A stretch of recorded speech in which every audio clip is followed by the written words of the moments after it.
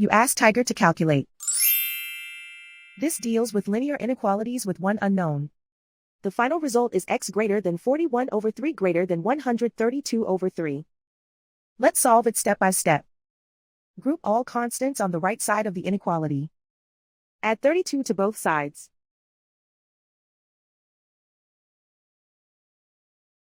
Simplify the arithmetic.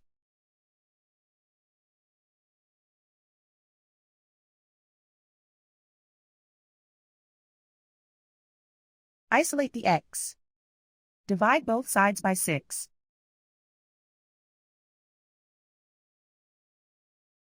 Simplify the fraction.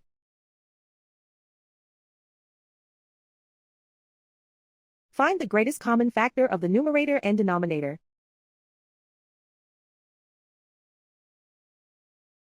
Factor out and cancel the greatest common factor.